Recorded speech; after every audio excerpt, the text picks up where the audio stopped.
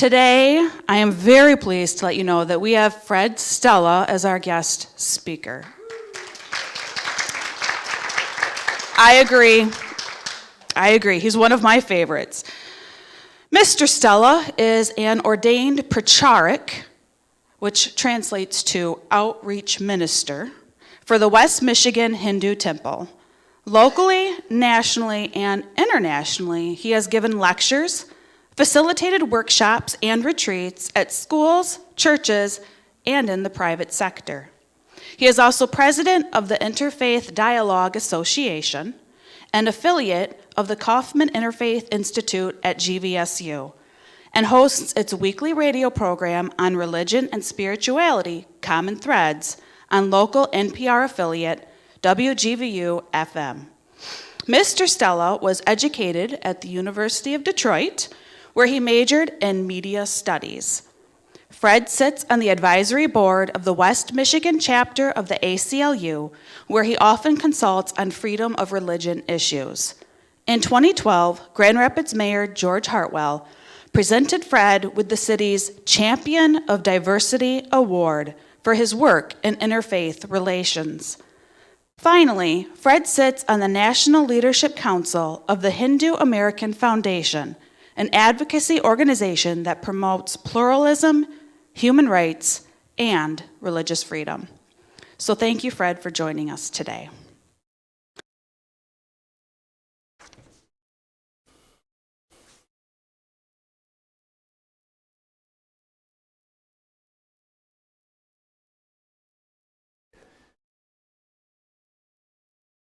Let's now take a few moments as we go into the silence.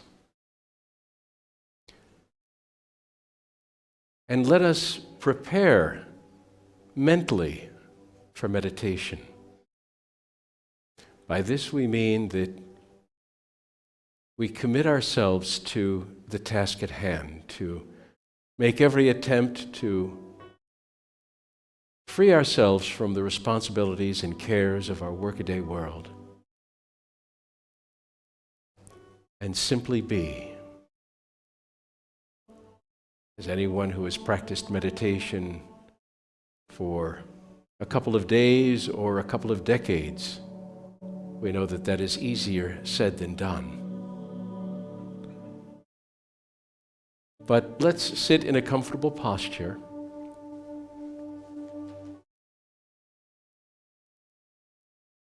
And we'll begin by listening to the words of Krishna in the Bhagavad Gita,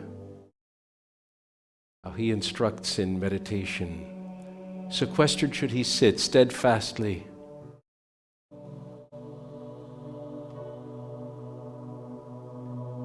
allowing no thought to enter in, musing on me, lost in the thought of me. That yogi, so complete, so fulfilled, comes to the peace beyond, my peace, the peace of high nirvana.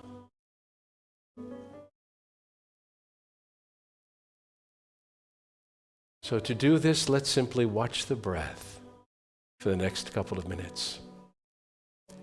Feel the inhalations and exhalations as they come and go. Make no attempt to regulate or control them. Be dispassionate about the process, but very attentive as well. And should the mind wander, as it is wont to do, bring it back again and again to the breath.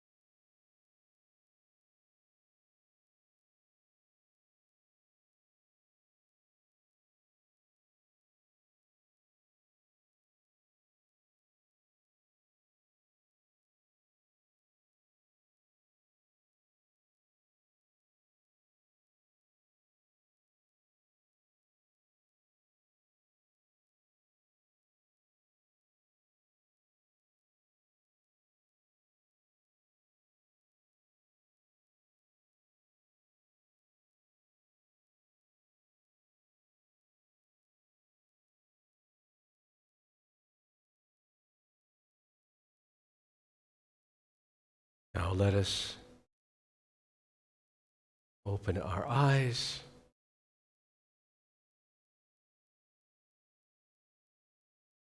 Continue to feel that peace. Peace of high nirvana.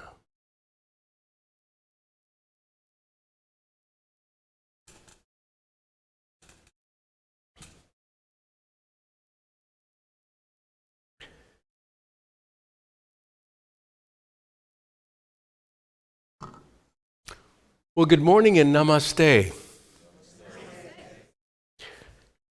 Very happy to be here. I'm always pleased to join you for your Sunday services. And if you've seen me before, you might know that what I like to do is to show the connection between the ancient Hindu Dharma and the unity tradition of modern times, because not only do we share so much in common, but Hindu Dharma influenced the very beginnings of the unity movement. And one of the things you may not be aware of is that the Fillmores were true devotees of the book, the Bhagavad Gita, as were the transcendentalists that informed the early devotees of the unity movement. People such as Emerson and Thoreau studied the Gita and held it in very high esteem. And I thought that perhaps today I would do what I did actually with the Unity Church on Walker not too long ago, just about a month ago. I shared with them, as I'm going to share with you, something about the Bhagavad Gita and how it can be a wonderful, wonderful companion in our daily lives. So, first of all, we have to understand that Hinduism has many different scriptures. As Valerie mentioned, the name of her daughter being Veda. The Vedas, there are 4 of them. Not kids, just the scripture. There are 4 Vedas, and those are the foundational scriptures. Those are the scriptures, the very first scriptures of Hinduism. We might consider them to be the Old Testament of Hinduism. That's not a perfect comparison, but it kind of works for what's going to happen now, because centuries later, a great work came out called the Mahabharata. The Mahabharata was one of the 2 great Hindu epics. As the West has the Iliad and the Odyssey, India has the Mahabharata and the Ramayana. The Ramayana is another epic / scripture that came out a while after the Mahabharata. The Mahabharata is 100,000 verses long.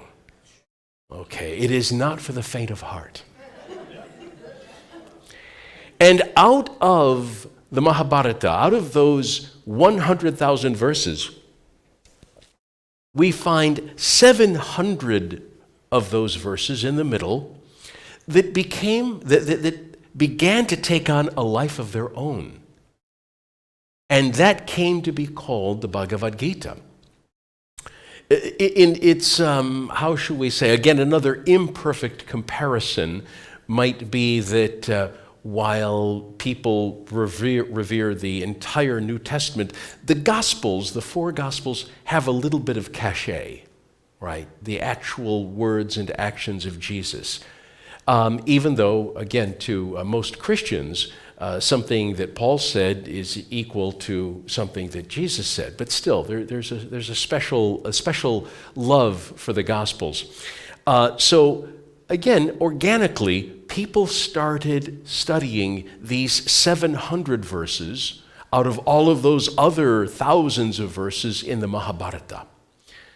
And since approximately the 9th century, the Bhagavad Gita has been a New Testament, if you will, a New Testament compared to the Vedas, because the Vedas, like the Jewish scriptures, have a lot to do with ritual and sacrifice, and a lot of arcane issues that don't always necessarily resonate with people today, even 1,000 years ago.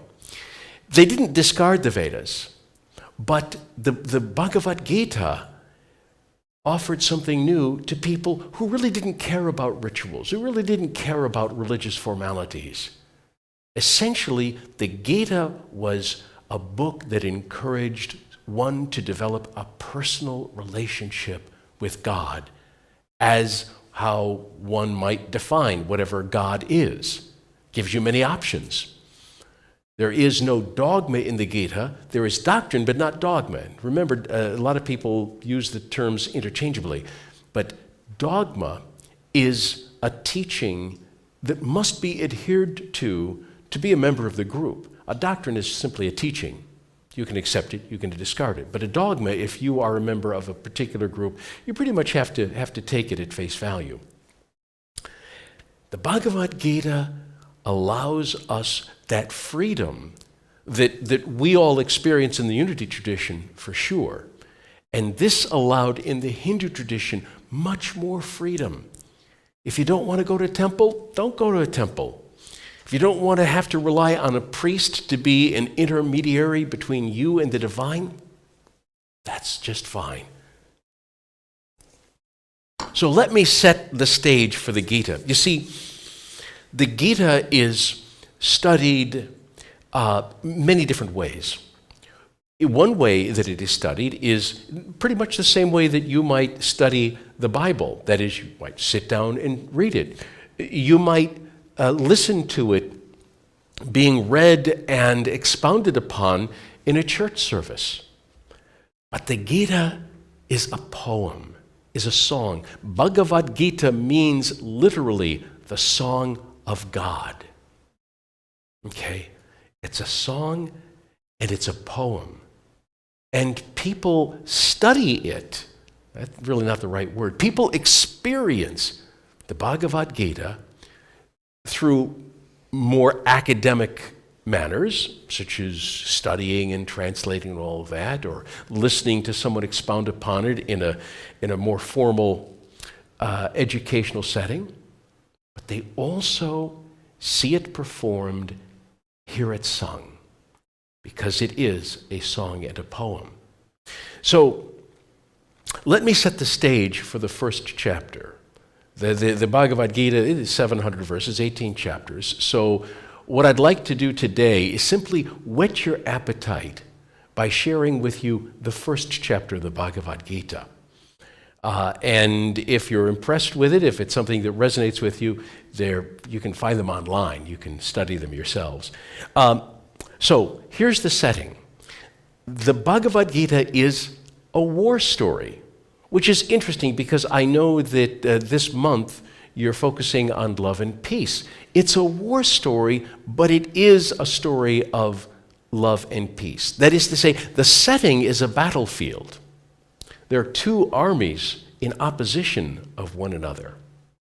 People die, but it's still a message of peace and love. When Mahatma Gandhi was building his nonviolent revolution against British colonialism, the Bhagavad Gita was his manual. And yet, the Bhagavad Gita is a war story.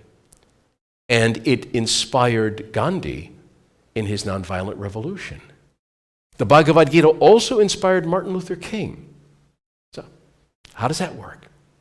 Well, because like all Hindu scriptures, you have to go beneath the face to the actual organism itself, and you'll find things a lot different there. So, it takes place on a battlefield. What has happened is that you have two branches of the same family, the Pandavas and the Kurus, right? And the Pandavas are a very noble side of the family. The Kurus are not. And the Kurus have taken hold of the kingdom and have suppressed and exiled the Pandavas. And while the Pandavas are in exile, the Kurus rule viciously. Viciously. They take people's territory. They lower taxes on the rich. They take away people's health care. All sorts of terrible things. Right? And the Pandavas see that innocent people are being affected. Innocent people are being killed. So they rise into battle against the Kurus. And on the battlefield, we see Krishna, who represents divinity, and Arjuna, who is one of the Pandava brothers, one of the military leaders. And he is ready with Krishna as his charioteer. Krishna drives the chariot, Arjuna is the warrior. And they're about to go into battle. And all of a sudden, Arjuna says, I don't know if I want to do this. Can we take a rain check, guys? Why? Because he realizes this is his family. Now, what I'm going to do is I'm going to share a beautiful rendition of the first chapter of the Bhagavad Gita with you.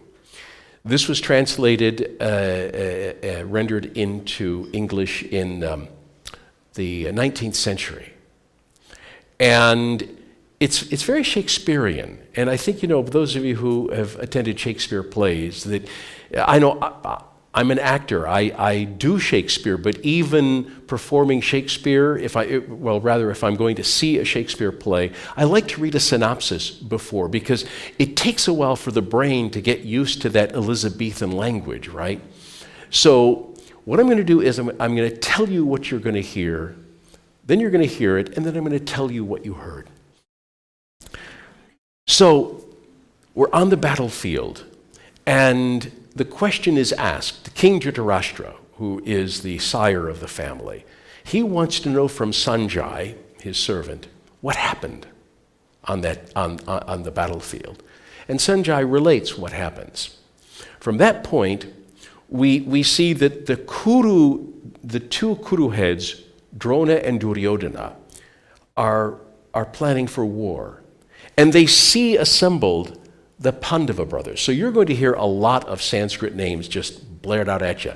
Don't worry about it. And then they also want to take into account their side. So a whole bunch of other soldiers' names are mentioned. You'll understand why this is important later on. And then they blow their conch shells. The war is about to start. That's what they do. They blow conch shells, like we would blow a bugle. I don't think we do that anymore, but we used to.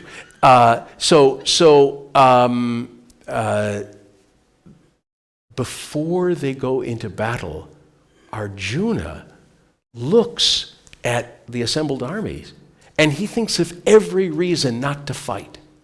And he says to Krishna, we can't do it for this reason, this reason, this reason, this reason. And he makes a stand. I'm not going to fight. What you're going to hear is a list of names. You're going to hear the blowing of conch shells and the conch shells described. You're going to hear a description of the assembled armies waiting for battle, and then Arjuna's every excuse he can think of not to fight. One thing not to get tripped up on is Krishna has many names, so Arjuna is constantly calling him just about everything else but Krishna. Okay. So let us begin. Let us find ourselves on the battlefield of Kurukshetra, which is a real place, by the way. It exists near Delhi in India. So we begin with King Dhritarashtra. He said to Sanjay, "Say, Sanjay, say, what wrought my people on the battlefield of Kurukshetra? What wrought my people in the Pandavas?" When he beheld the host of Pandavas, Raja Duryodhana to Drona drew and spake these words, "Ah, Guru, see this vast line of Pandu fighting men embattled by the son of Drupada, thy scholar in the war. Therein stand ranked chiefs like Arjuna, like to Bhima chiefs, benders of bows, Bharata, Yudhan, Drupada eminent upon his car, Drishtikit, Chekitan, Kashi stout lord, Purijit, Kuntiboj, and Sabya with Udanamun, Uttamaj, Subharata's child, and Draupadi's, all famed, all mounted on their shining chariots. On our side too, thou best of Brahmins, see excellent chiefs, commanders of my line, whose names I joy to count. Thyself the first, then Karna, Kripa, fierce in fight, Vikarna, Ashwatuman. Next to thee, strong Salmadati, with full many more, valiant and tried, ready this day to die for me, their king, each with his weapon grasped, each skillful in the field. Weakest meseems our battle shows where Bhishma holds command, and Bhima fronting him, something too strong. Have care our captains nigh to Bhishma's ranks, prepare what help they may. Now blow my shell. Then at the signal of the aged king, with blare to wake the blood, rolling around like unto a lion's roar, the trumpeter blew the great conch, and at the noise of it, trumpets and drums, cymbals and gongs and horns burst into sudden clamor as the blast of loosened tempest, such the tumult seemed. Then might be seen on their car of gold, yoked with white steeds, blowing their battle shells, Krishna the god, Arjuna at his side. Krishna with knotted locks blew his great conch carved of the giant's bone. Arjuna blew Indra's loud gift. Bhima the terrible, wolf-bellied Bhima blew a long reed conch, and Yudhishthira, Kunti's blameless son, winded a mighty shell, victory's voice.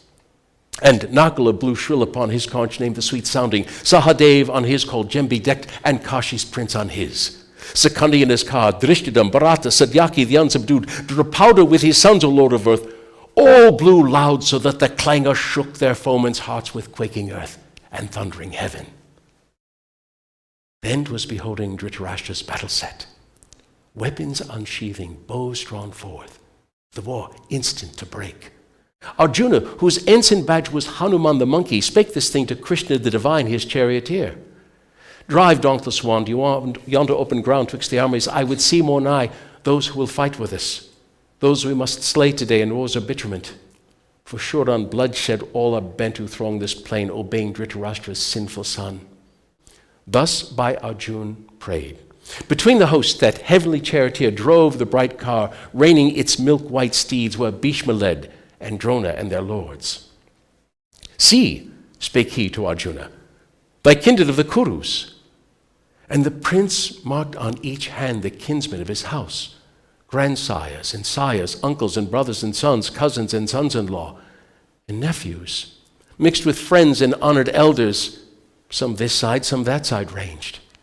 And seeing those opposed, such kith-grown enemies, Arjuna's heart melted with pity while he uttered thus, Krishna, come here to shed the common blood, yon concourse of our kin. My members fail, my tongue dries in my mouth, my hair bristles with horror. From my weak hand slips Gandhi of the goodly bow. A fever burns my skin to parching, hardly may I stand. The life within me seems to swim and faint. Nothing do I foresee save woe and wail. It is not good, O Keshav, not of good can spring from mutual slaughter. Lo, I hate triumph and domination, wealth and ease thus sadly won. Aho, what victory can bring delight, Govinda? What rich spoils could profit? What rule recompense? What span of life seems sweet, bought with such blood? Seeing that these stand here ready to die, for whose sake life was fair and pleasure pleased and power grew precious. Grandsires, sires and sons, cousins and fathers-in-law and sons-in-law, elders and friends, shall I deal death on these, even though they seek to slay us? Not one blow, O Mahadusaran, would I strike to gain the rule of all three worlds. How much less then to seize an earthly kingdom? Killing these must breed but anguish, Krishna. If they be guilty, we shall grow guilty by their deaths. Their sins were light enough if we slay those sons of Dhritarashtra and their kin. What peace could come of that, O Madhav? For if indeed, blinded by lust and wrath, these cannot see, or will not see, the sin of kingly lines overthrown and kinsmen slain, how should not we who see shun such a crime? We who perceive the guilt and feel the shame, O thou delight of men, Janardana. By overthrow of houses perisheth their sweet continuous household piety, and rights neglected, piety extinct, enters impiety upon that home. Its women grow unwomaned, whence there spring up mad passions and the mingling up of castes, sending a hellward road that family, and whoso wrought its doom by wicked wrath. Nay, and the souls of honored ancestors fall from their place of peace, being bereft of funeral cakes and the wan death water. So teach our holy hymns. Thus, if we slay kinfolk and friend for love of earthly power, Ahovat, what an evil fault it were. Better I deem it, if my kinsmen strike, to face them weaponless and bear my breast a shaft and spear, than answer blow with blow. So speaking in the face of those two hosts, Arjuna sank upon his chariot seat and let fall bow and arrows, sick at heart. So that's chapter 1. And so what did you just hear? Well, you heard somebody who looks like he's kind of chickening out of a battle, right? Think that he's not doing what he is paid to do. He's a warrior, right? He's one of the good guys. You got bad guys over there. What the Bhagavad Gita does is take an historical battle and sort of twists it with a little bit of mythology, a little bit of theology, a lot of philosophy, and meshes it together in this Gordian knot. And it is said that we don't have to try to pull the threads apart to find out what's mythological, what's historical, what's this and what's that. What we have to do is take the story as a narrative, as it is, and allow it to feed our souls. So what we have here is a few characters representing qualities. The Bhagavad Gita, that battle on Kurukshetra, takes place in here and in here. Arjuna is the seeking soul. Krishna is that divinity which resides within us.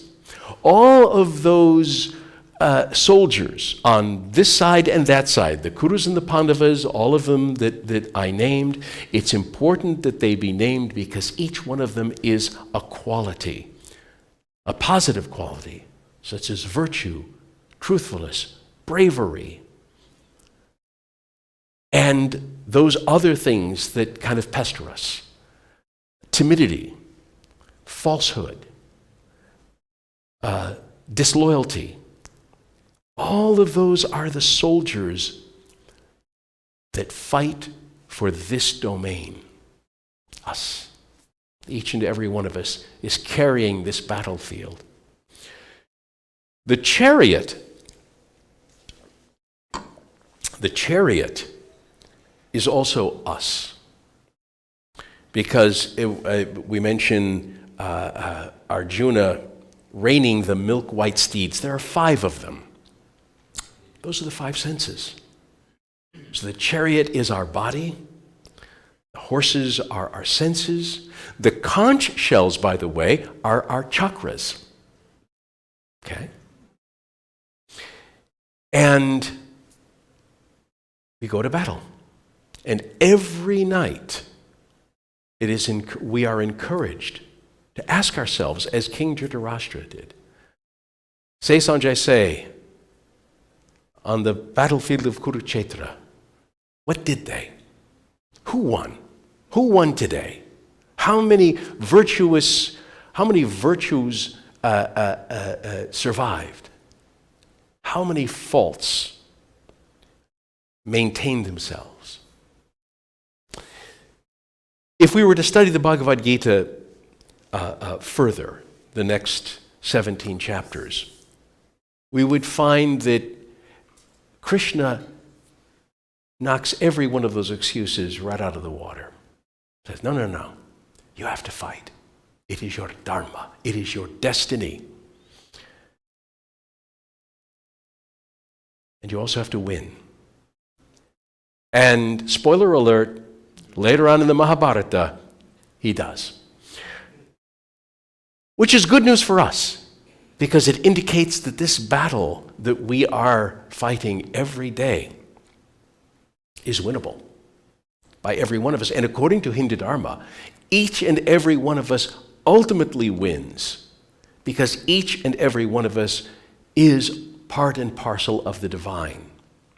And that those flaws, those faults, are mere dirt covering the diamond.